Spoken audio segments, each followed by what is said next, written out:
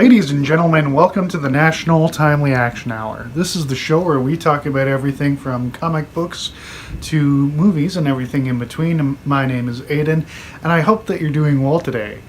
So, after the dramatic conclusion to the Second World War in 1945, the popularity of superhero comic books began to wane as the years went on.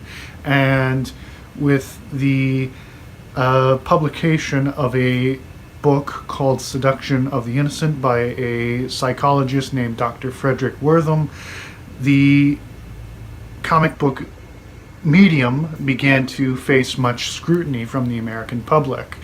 And with the threat of the American government imposing censorship on the industry, the American comic book industry and thus the world comic book industry began to self-censor themselves with a form of governance called the Comics Code Authority, which prohibited the depictions of sex, gruesome violence, homosexuality, the use of drugs and alcohol, etc. These were all taboo subjects, and the American superhero faced a lot of scrutiny in that book and thus was the most affected by it, but it also saw the decline in the horror genre and saw the rise of the romance comic as well as the science fiction era comic book, and the Western comic and the war comic also, wish-washed in terms of popularity. Now, with all of this being said, National Allied Publications, who would later become known as DC Comics in the 1970s, still maintained popular comic books, namely Superman, Batman, and Wonder Woman.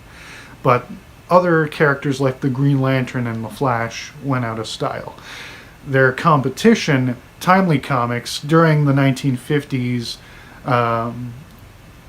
tried to maintain their popular superhero comics like the Human Torch, the Submariner, Captain America, the Vision, and Miss America, etc. However, all of those comics were eventually canceled because of poor sales. And with all of that happening, they rebranded into Atlas Comics. And Atlas Comics began publishing more sci-fi anthologies like Journey into Mystery or Tales of Suspense or Strange Tales and Amazing Fantasy. Now, in 1960, National Allied published the Justice League of America, and that quickly became a very popular book after they had reinvented the Flash and Green Lantern.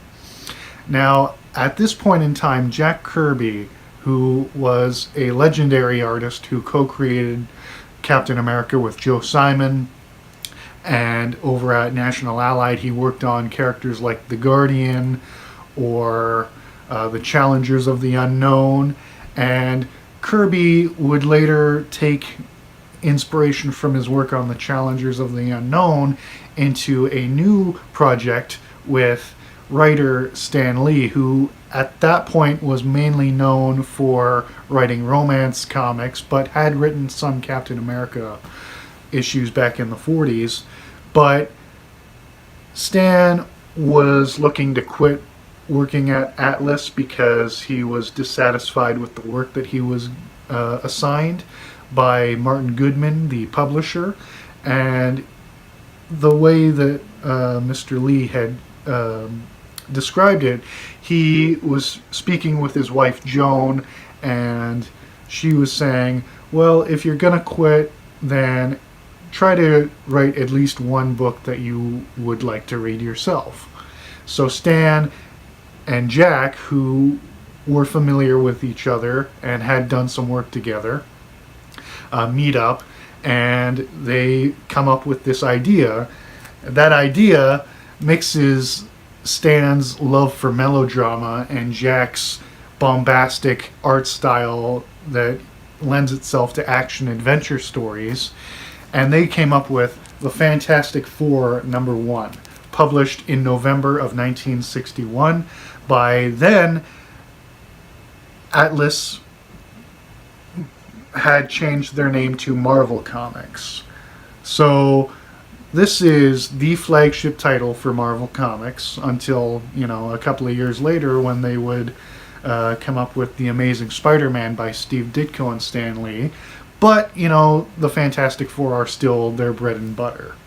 It's just that Spider-Man is the cash cow.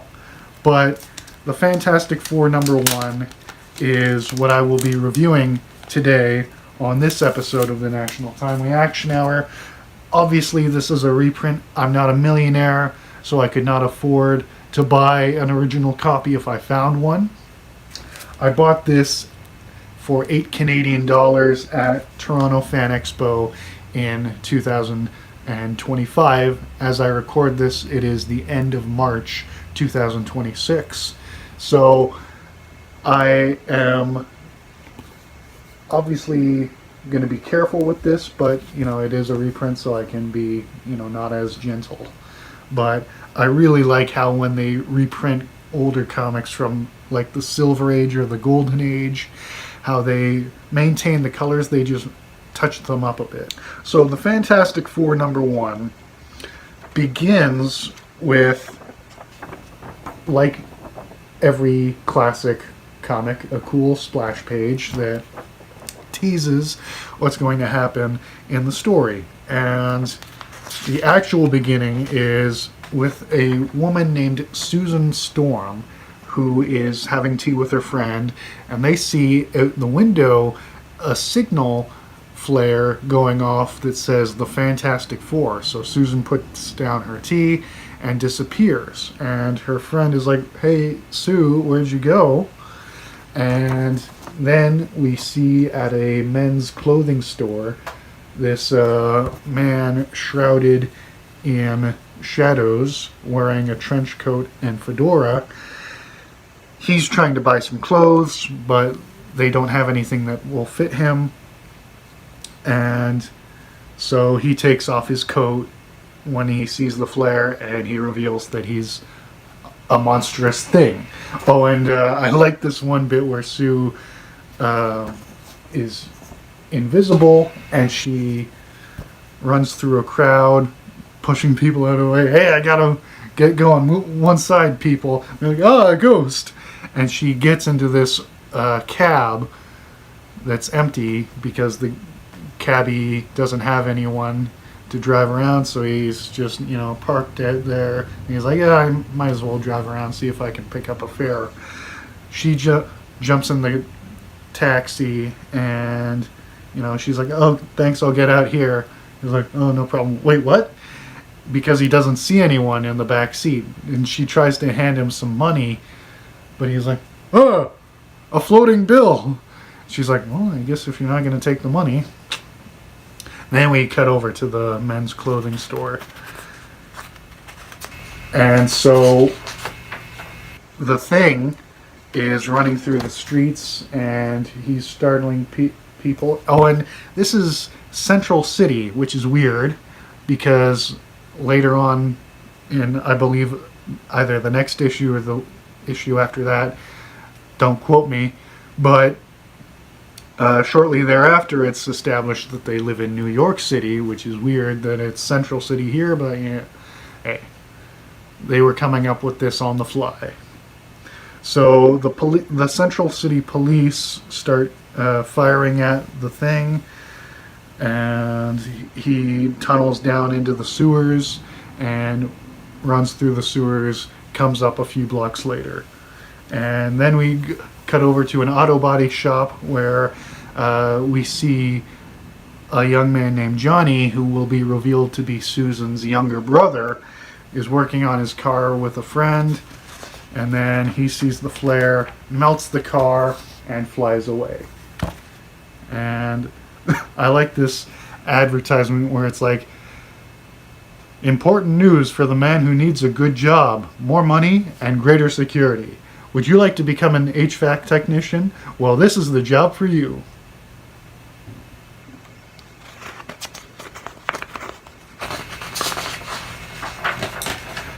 Then, as this Human Torch flies through the air, he catches the attention of the National Guard's planes who try to shoot a missile at him, but a fantastic display of stretchy arms grabs the missile and throws it into the ocean.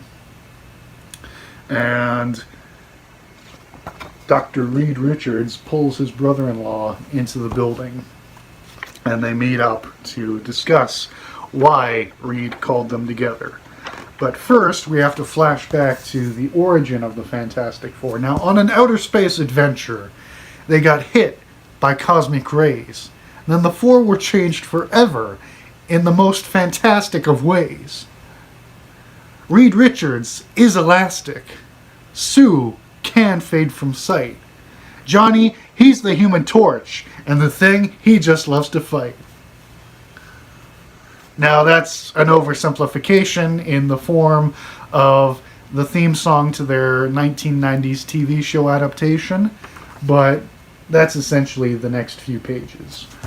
And I absolutely love Jack Kirby's artwork. It is gorgeous.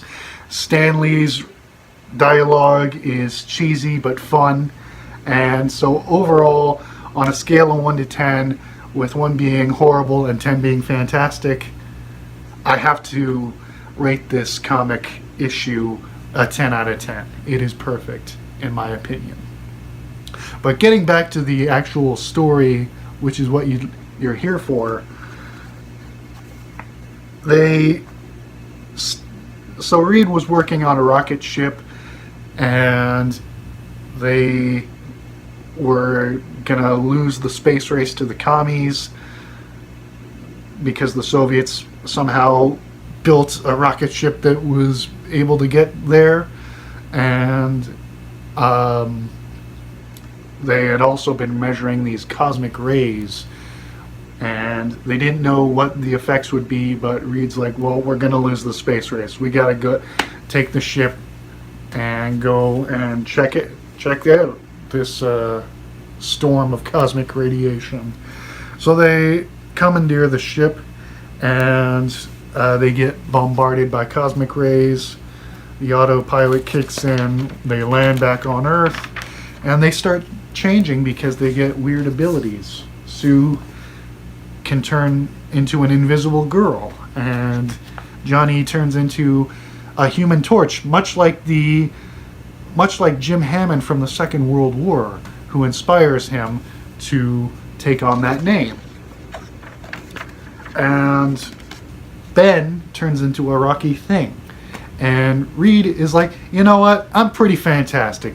I'll call myself Mr. Fantastic. And that's the origin. And we also get this nuance because we learn that Ben is in love with his best friend's fiance. And, you know, he tries to kill Reed because he blames Reed for his predicament, and also he wants Sue, but she's like, ew, it's not you because of your, you know, deformity, but you, we're friends, and I'm in love with Reed. I'm a human being, not a prize, Stan.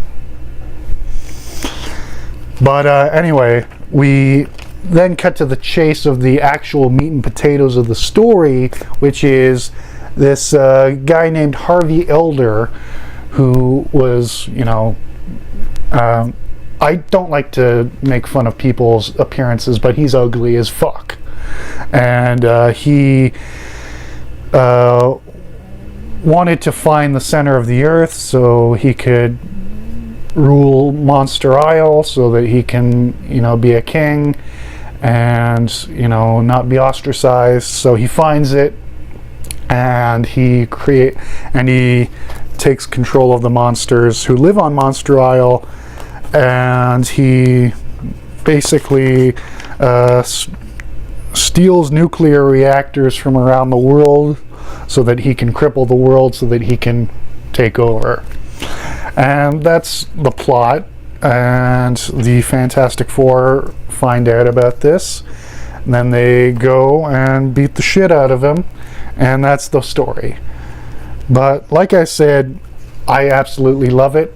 And I am, you know, obviously wearing my Fantastic Four t-shirt. But yeah, not much else to say. It's fantastic. And thank you so much for taking the time out of your day to watch this video. If you enjoyed it, then please click the like button. And if you did not, then I do apologize, but you can hit the dislike button. And if you're new to my show and want to check out more comic book reviews, then please subscribe and share this with your friends if they're interested in this sort of content, and ring the bell to be notified when I post new videos. And in the description of the video, I'll leave a link to my podcast, so if you'd like to listen to me discuss the same topics but don't have time to watch a full video, please subscribe and share that with your friends. And I'll also leave a link to my social media profile, so if you'd like to send me a message or stay up to date on my show, you can find me on Facebook, Twitter, Instagram, Reddit, and Discord.